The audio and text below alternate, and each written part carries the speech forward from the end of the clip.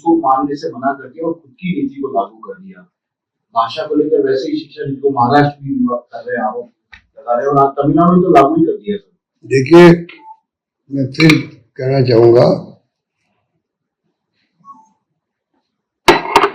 कि अमित शाह जी गृह मंत्री है, उनको तो मेरे हिसाब से हर बात सोच समझ के बोलनी चाहिए, क्योंकि जो जिस प्रकार से वो हिंदी की बात करते हैं, हिंदी की हम भी पढ़ते हैं, इंग्लिश की उर्दू में हम जिंदगी भर। तो आज AI आ गया, इंटरनेट आ गया, मोबाइल फोन आ गए, कंप्यूटर आ गए, तो नई पीढ़ी को इंग्लिश सीखना जरूरी है, उतना और किसी को नहीं होना चाहिए। अब ये हिंदी की बात करके जिसे उठा रहे हैं, इंग्लिश बोलने वाले शर्मिंदा हो गए या पता नहीं क्या क्या बोलते हैं। गृह मंत्री जी को मैं कहना चाहूंगा, विनम्रतापूर्वक, विद ह्यूमिलिटी, ये बहुत सेंसिटिव इशू है, बहुत सेंसिटिव इशू है। दक्षिण के लोग आजादी के बाद से बराबर हिंदी का विरोध करते आ रहे हैं।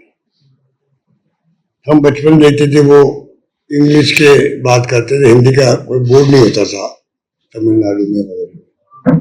नॉर्थ के अंदर इंग्लिश के बोर्ड को हम हटाते थे, ये स्थिति थी नॉर्थ साउथ की। उस वक्त से आज 70 साल हो गए होंगे, 60 साल हो गए होंगे, ये देश फिर भी एक रहा, अखंड रहा। उन्होंने अपना इश्यू छोड़ दिया हिंदी विरोध का, हमारा इंग्लिश विरोध का इश्यू खत्म हो गया। उस पर आप क्यों आग लगा रहे हो, क्यों आग लगा रहे हो? क्या गृह मंत्री को नहीं सोचना चाहिए मैं गृह मंत्री हूं, अगर देश के किसी भी हिस्से में आग लगती है, जिम्मेदारी गृह मंत्री की है, पहली जिम्मेदारी गृह मंत्री की है। अब क्या इनके बारे में क्या बात करूं? अगर मणिपुर को ये छोड़ सकते हैं अपने हाल पर, तो फिर इनको मैं क्या कहूं? मणिपुर तो हमारा राज्य, एक राज्य है, चाहे छोटा भी क्यों नहीं हो।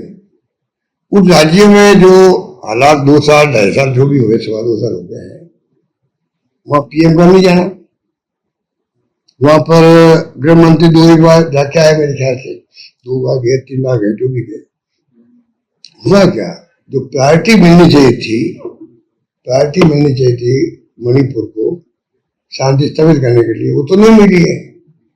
क्या इनकी ड्यूटी नहीं थी क्या? वो एक तरफ तो राहुल गांधी ने बोडो आंदोलन को शांत करने के लिए जो आश्वासन किया, एग्रीमेंट अरेंज किया कांग्रेस शासन ने, जब प्राइम मिनिस्टर वो थे तब, तो हमें सत्ता गंवानी पड़ी वहां आसाम की। इस्तीफा हुआ कांग्रेस सरकार का और उनके लिए मार्ग प्रशस्त किया, सत्ता में पाओ। एक स्टेट को सेग्रीगेट किया कांग्रेस ने, अब जाके 2 साल बाद राज्य में राष्ट्रीय शासन लागू किया है। ये नीति ऐसी है, उसका देश भुगत रहा है, भुगतेगा।